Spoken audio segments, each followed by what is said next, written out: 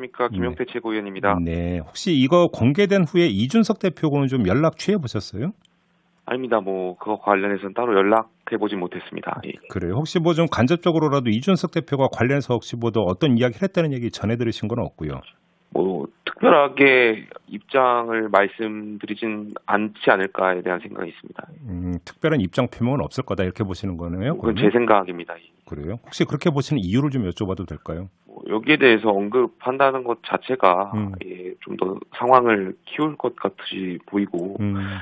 대표로서는 사실 지난 1년간에 있었던 것들이 좀 꿈같이 느껴지겠죠. 여기에 대해서 어떤 언급을 하는 것 자체가 좀 글쎄요. 그래요. 알겠습니다. 그럼 우리 최고위원님은 개인적으로 이 그 대화 내용을 어떻게 평가를 하세요? 저는 어제 뉴스 보면서 국민들과 당원분들께서 당황하셨을 것 같아서 제가 송구스럽고요. 대통령께서 당대표를 싫어하셨다는 소문이 원치 않는 방식과 타이밍에 방증된 것 같아서 정말 유감스럽고요. 이거 어디서부터 잠깐만 그런 소문이 돌았었습니까? 어제 원내대표님께서도 그런 표현, 내부 총질이라는 표현은 대선 당시에서도 있었던 표현을 말씀하셨다고 백브리핑 하셨지 않습니까? 그런 소문이 원치 않는 방식으로 저는 방증된 것 같아서 되게 유감스럽고요. 네. 어디서부터 이렇게 시작된 것인지 예. 사진 한 장만으로 한정된 정보만으로 가지고 알 수 없으니 더 답답합니다. 그리고 정말 탄핵 이후에 무너져가던 당시 야권을 지난 전당대회에서 당 지도부가 새롭게 선출되면서 대선 이기고 지선 이겼지 않습니까? 예.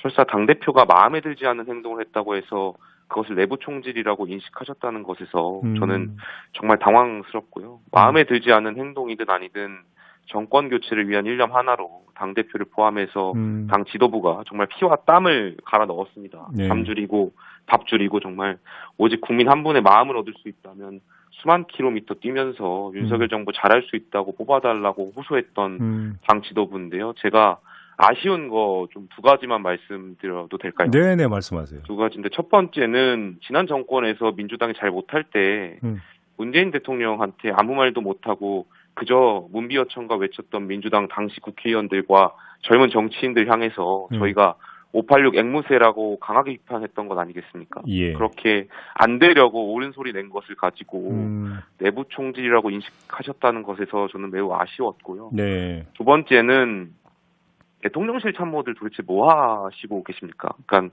대통령께서 한정된 정보로 인해서 잘못된 판단이나 인식을 하실 수 있다고 생각합니다. 이 과정에서 평소 참모들로부터 정보 보고도 받으실 거고 대통령의 생각이나 표현을 공유하셨을 텐데 도대체 대통령실 참모들은 당대표나 당 지도부와 관련해서 대통령께 어떤 보고를 드리고 있는 것인지 궁금합니다. 대통령실 실장부터 시작해서 대변인, 수석, 참모분들 도대체 평소에 대통령하고 당정에 대해서 무슨 말씀을 나누시는 거고 어떤 정보를 드리시길래 대통령께서 내부 총질이라고 인식하신 것인지 좀 당황스럽고요. 대통령께 직원을 하실 수 있는 참모가 적다는 것이 한 번 더 아쉽네요.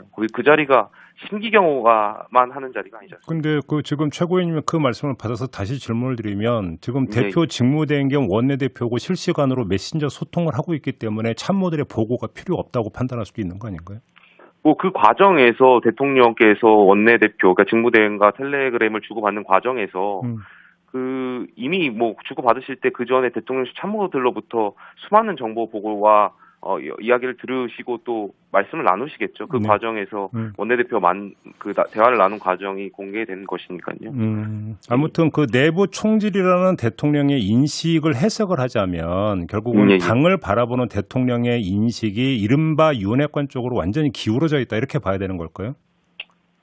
그건 해석의 문제일 것 같은데요. 네. 글쎄, 대통령께서 어디서부터 이것을 생각하신 것인지에 대해서, 한정된 사진으로만 제가 보고 해석을 해야 되니까 좀 답답해서 거기에 대해서 말씀드리는 것은 좀 어렵지 않나.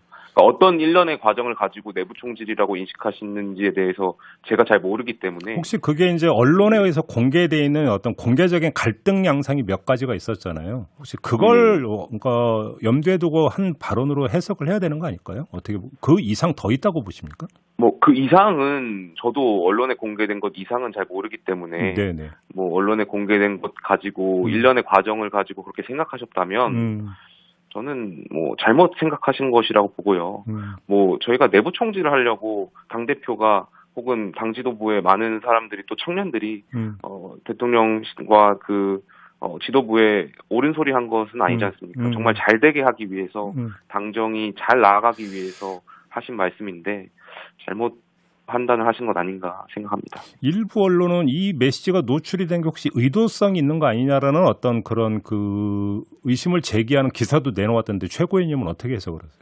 뭐 저는 그렇게 생각하지 않습니다. 뭐 그것을 의도해서 언론에 공개한다는 것이 어떤 실익이 있는지 잘 모르겠고요. 네네. 뭐 아마 직무대행께서 실수하신 것이라고 보고요. 그렇게. 그 자리가 굉장히 예민하고 조심스러워야 하고 그런 자리인데 실수하셨다고 봅니다. 화면을 보면은 메시지 입력창에 권성동 원내대표가 강기훈과 함께라고 하는 내용을 입력하고 있는 장면이잖아요. 예. 강기훈이 누군지 혹시 아세요, 최고위원님? 저는 강기훈 씨를 잘 모르는 분입니다. 그래서 그래요? 뭐 어제 강기훈이란 분과 관련해서 언론 보도가 나오길래 그것과 관련해서 확인을 해봤고요. 네. 혹시 뭐 일각에서는 이준석 대표 대신 내세우려는 뭐 청년 정치인이다 이렇게 평가를 하시는 분도 계시는 것 같은데 네.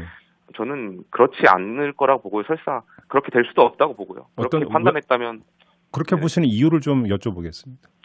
뭐 강기훈이라는 분을 제가 뭐 잘 몰라서 평가를 드리긴 좀 그렇지만 이준석 대표와 그 같이 뭐 두 분 다 뭐 개인적으로 평가를 하는 건 좀 그렇겠지만 이준석 대표가 당 지도부로서 이뤘던 공도 있고 대선과 지선을 이긴 결과로서 보여준 분인데 그걸 단순히 다른 대체제로서 이렇게 평가하는 것은 옳지 못하다고 봅니다. 알겠습니다. 아무튼 이게 파문이 이제 그 나오니까 권성동 원내대표가 이제 해명을 했는데 저를 위로하면서 고마운 마음도 전하려 일부에서 회자되는 표현을 사용하신 것으로 생각됩니다. 이런 내용이거든요. 이 해명이 적절하다고 평가하세요? 제가 이것과 관련해서도 더 당황스러웠는데요. 해명을 듣고 두 가지 말씀드리고 싶은데 첫 번째는 일단 그 텔레그램 발화 주체가 대통령인데 왜 직무대행께서 그 발언을 해석해서 사과문을 올리시는지 저는 좀 당황스럽습니다. 물론 본의 아니게 사진이 공개되었으니까 여기에 대해서 사과를 하는 것은 있을 수도 있다고 보는데요. 그런데 직무대행이 대통령실 대변인도 아니고 그 자리는 집권 여당의 당대표 직무대행이자 또 상권 분립에 기초한 여당의 원내대표인데 대통령의 하신 분을 해석해서 올리는 것은 잘 이해가 가지 않았고요. 두 번째는 직무대행께서도 내부 총질이라고 생각하시는지 직무대행의 생각을 좀 알릴 필요가 있다고 생각합니다. 그러니까 어제 텔레그램을 주고받으신 것에 보면 내부 총질이란 말씀에 직무대행께서는 별다른 말씀이 없으셨거든요. 그럼 당대표 직무대행께서 지금 내부 총질이라고 인식하시는지 아닌지에 대해서도 이제는 국민과 당원분들께 본인의 생각을 말씀드려야 하지 않나 싶습니다. 최고위원회가 언제 열리나요? 내일 예정되어 있습니다. 그러면 내일 최고위원 회의에서 지금 요구하시는 어떤 그 권성동 원내대표 추가 입장 표명이 필요하다 이런 그 말씀을 내일 최고위원 회의에서 하실 생각이십니까? 뭐 비공개 최고위에서는 얼마든지 뭐 원내대표께 말씀을 전할 수 있다고 보고요. 그 과정에서 뭐 직무대행께서도 어떻게 생각하시는지에 대해서는 입장을 내놔야 되지 않을까 생각합니다. 입장을 내놔야 되는 것을 넘어서 혹시 책임을 져야 되는 행동으로 책임을 져야 되는 부분도 있다고 보세요? 그거는 뭐 당원분들과 국민들께서 판단해 주실 것이라고 보고요. 알겠습니다. 그 부분에 대해서는 제가 언급하는 건 적절하지 않을 것 같습니다. 결국은 이 내부 총질이나 해야 되는 대표라고 하는 이 표현이 지금 어떤 해석 영역까지로 확장이 됐냐면 이준석 대표에 대한 징계 문제로까지 확장이 되어 있거든요. 혹시 결국은 그러니까 징계에 윤심이 작용했던 거 아니냐 이런 해석 내지 추정이 있는데 이건 어떻게 보세요?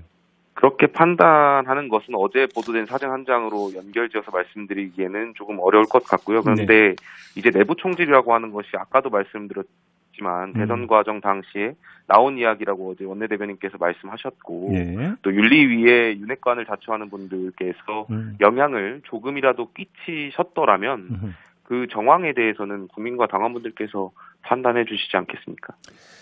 알겠습니다. 어찌 보면 연결될 수도 있고 별건일 수도 있는데 지금 JTBC가 그 이른바 7억 원 각서 관련된 보도를 계속 이어가고 있잖아요. 예. 여기에서 지금 그 윤석열 후보 비서실에 윤석대 정책위원이 등장을 한다 이런 보도가 있었는데 예. 이 보도 내용은 지금 어떻게 해석을 하세요? 저는 당의 최고위원으로서 그 보도 내용이 굉장히 불쾌했고요. 네. 왜냐하면 그것이 사실이어도 문제고 사실이 아니어도 문제가 되기 때문에 네. 저는 당 최고위원으로서 좀 불쾌했고요. 여기에 대해서 일단 네. 당 차원에서 고발 조치가 있어야 되는 것 아닌가. 사실이 아니라면 JTBC가 잘못된 내용, 그러니까 뭐 장 씨의 발언만 가지고 일반적인 주장만 가지고 정말 국민과 당원분들께서 혼란을 끼칠 수 있을 정도의 잘못된 정보를 전달하는 것이기 때문에 여기에 대해서는 명백한 해명이나 뭐 이런 걸 좀 들어봐야 되지 않겠습니까? 사실이라면 그것도 문제가 되겠죠. 어쨌든 선거법 위반의 소지가 다분하게 되는 거고요. 네. 어떤 대가성의 단일화가 이루어진 것이기 때문에 그거는 더 큰 문제이기 때문에 사실이 아니길 바랍니다. 알겠습니다. 자, 오늘 말씀은 여기까지 듣겠습니다. 고맙습니다, 최고위원님. 네, 감사합니다.